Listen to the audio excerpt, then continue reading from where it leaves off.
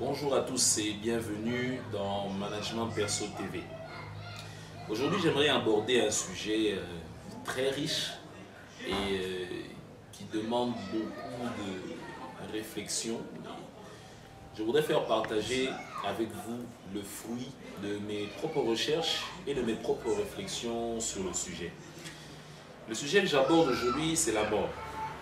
Le sujet de la mort. C'est quelque chose qui nous fait peur, quelque chose qui nous fascine et quelque chose avec laquelle nous devons vivre. Pour moi, je dis toujours, la mort fait partie de la vie. C'est une des réalités de la vie à laquelle nous ne pouvons pas échapper. La première chose que je dirais à propos de la mort, c'est que c'est quelque chose d'inévitable.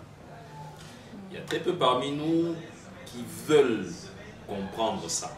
Et pourtant, nous ne pouvons pas vivre intelligemment notre vie, nous ne pouvons pas faire de réels progrès tant que nous n'acceptons pas qu'un jour nous allons cesser de vivre. C'est quelque chose d'inévitable. Étant donné que c'est quelque chose d'inévitable, nous devons adapter notre vie à cette réalité et savoir comment vivre intensément notre vie. Si nous nous demandons qu'est-ce qui arrive après que nous soyons morts, nous aurons très peu de possibilités de réponse. On a beaucoup de réponses, des gens qui nous parlent d'expériences dans l'au-delà, des gens qui nous disent qu'ils ont rencontré des gens qui sont morts, et des histoires comme ça. Mais lorsqu'on y regarde bien, tant qu'on n'a pas été dans ce monde-là, on ne peut pas très bien savoir ce qui s'y passe. Mais il y a une autre perspective qui peut nous donner des éléments de réponse pour la manière dont nous devons vivre sur cette terre. Il y a ce qui ne se passe pas lorsque nous mourons. L'une des choses que je remarque qui ne se passe pas lorsque nous mourons, nous ne l'emportons pas au paradis, comme le dit l'expression. Tout ce que nous avons acquis sur cette terre reste sur cette terre, à commencer par notre propre corps. Lorsqu'une personne meurt, son corps ne disparaît pas avec lui. Son corps reste là et si vous le gardez suffisamment longtemps, vous allez le voir pourrir et retourner à la poussière comme on dit dans la Bible. La même chose avec son argent, ses possessions, tout ce qu'il a pu acquérir comme histoire va rester dans ce monde des vivants. Cela nous permet de dire qu'il ne serait pas très intéressant de vivre pour acquérir des choses matérielles. C'est bien de les acquérir, ça nous apporte beaucoup, mais centrer notre vie sur ça, nous focaliser sur ça, et paniquer, vivre toute l'intensité de notre vie, tournant autour des choses, de nos possessions matérielles, ne serait pas une très bonne chose. Ce serait exactement comme un enfant qui apprendrait à jouer au Monopoly et qui s'accrocherait à l'argent qu'il gagne dans le jeu du Monopoly, des petits billets en papier que l'on donne dans ce jeu-là. Vous, l'adulte qui le voyez faire comme ça, vous allez vous moquer de lui. Parce que vous allez vous dire, cet argent ne sert que pour le Monopoly. Il ne devrait pas prendre ça personnellement. Mais si l'enfant, lorsqu'il perd à ce jeu, devient triste, devient irrité, ce n'est pas vraiment la bonne attitude à avoir.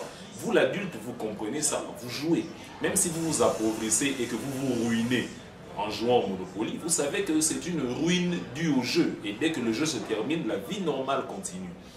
Et c'est la même chose. Si nous nous focalisons sur nos biens matériels, eh ben, nous sommes comme l'enfant qui se focalise sur ce qu'il gagne dans son jeu de Monopoly. C'est quelque chose que nous laisserons de toute façon. Donc, nous ne pouvons pas focaliser notre vie sur les biens matériels.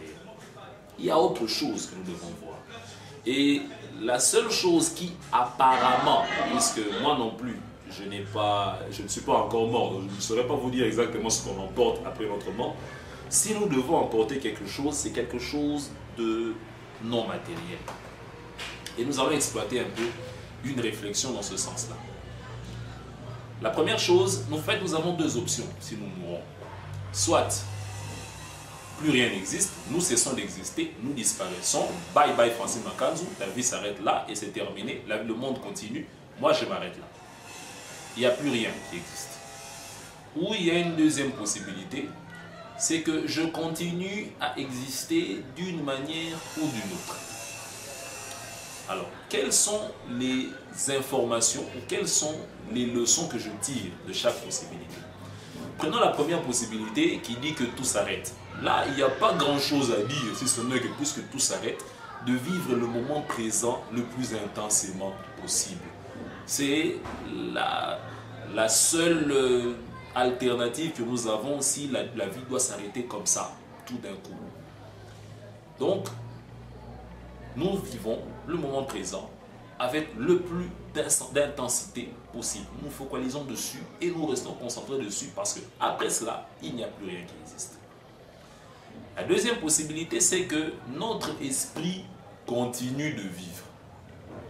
Si notre esprit doit continuer de vivre après la mort, alors il y a plusieurs alternatives.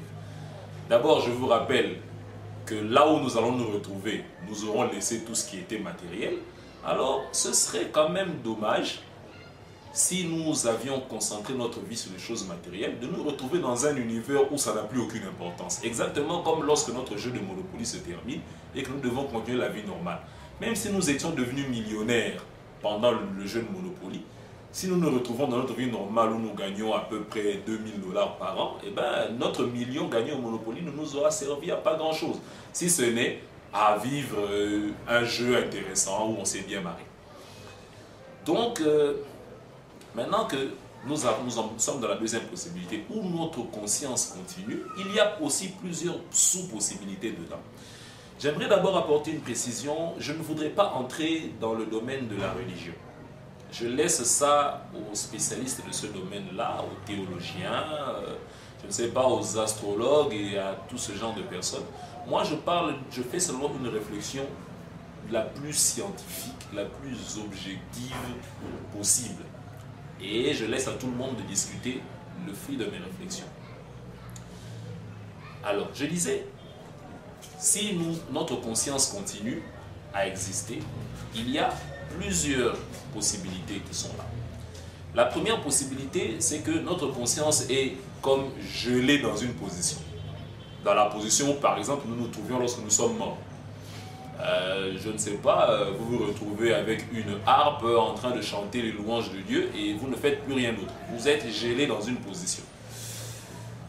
Et à ce moment-là, ça veut dire que tout ce que nous avons à faire dans notre vie ici sur Terre, c'est de développer notre esprit le plus possible. Parce que lorsque notre mort arrivera, il s'arrêtera exactement au niveau de développement où nous étions arrivés.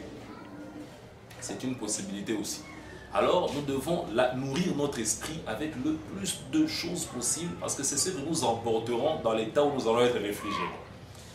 Il y a aussi la possibilité de la réincarnation pour ceux qui y croient. Vous mourrez, vous allez renaître dans un autre corps, mais ça ne nous avance pas beaucoup parce que ça nous ramène pratiquement à la première possibilité qui disait que notre vie s'arrête de toute façon. À moins que vous ne vous souveniez de ce que vous étiez dans les vies précédentes.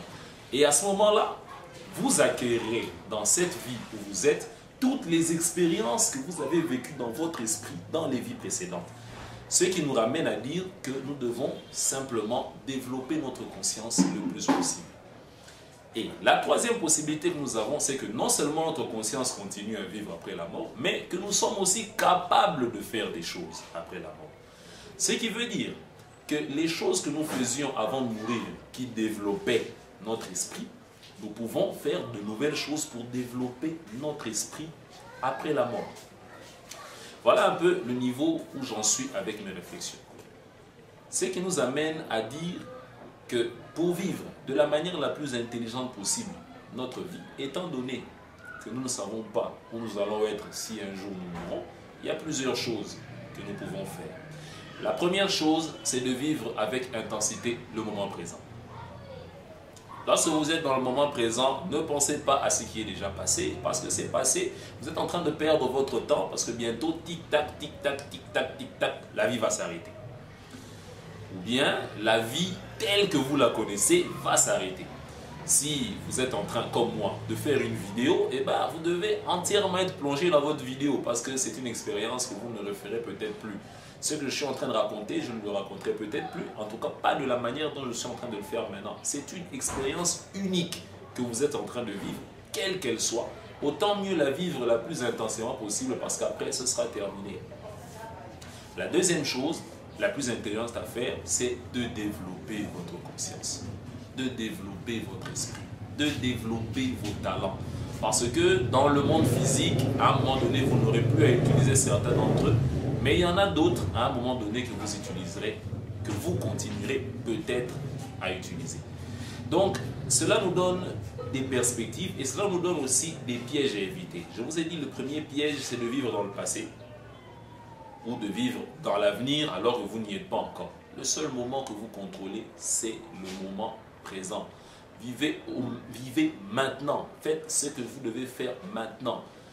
La deuxième chose à éviter, c'est de ne plus développer votre conscience. Vous mettez, vous avez fini vos études, vous attrapez un boulot, vous travaillez jusqu'à la fin de vos jours d'une manière routinière, à faire chaque jour la même chose jusqu'au jour où la retraite vous attrape. Et lorsque la retraite vous attrape, vous passez le reste de votre vie devant la télé. Occasionnellement, les gens viennent vous voir, etc. Et le jour de votre mort, vous mourrez, vous partez.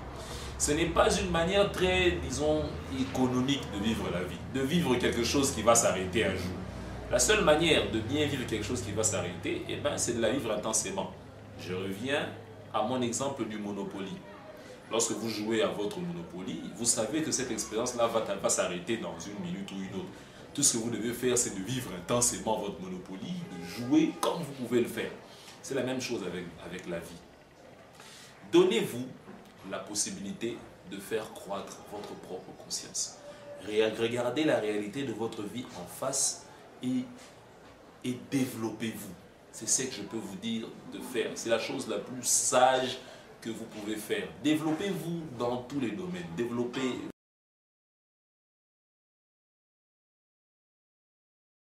Alors, tout ce que nous venons de dire au sujet de la mort nous donne des choses intéressantes à faire et à savoir, en fait, pour pouvoir bien mener notre vie. La première chose que je dirais, c'est que ça ne sert à rien d'avoir peur de la mort. Pas vraiment.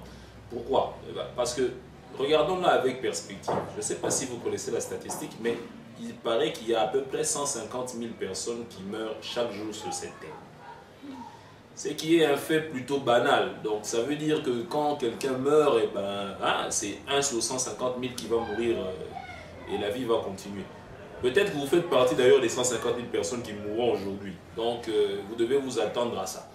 Et lorsqu'une grande tragédie arrive qui tue, je ne sais pas, 1500 personnes, ça fait à peine 1% des personnes qui devaient mourir ce jour-là, qui sont mortes dans cette tragédie.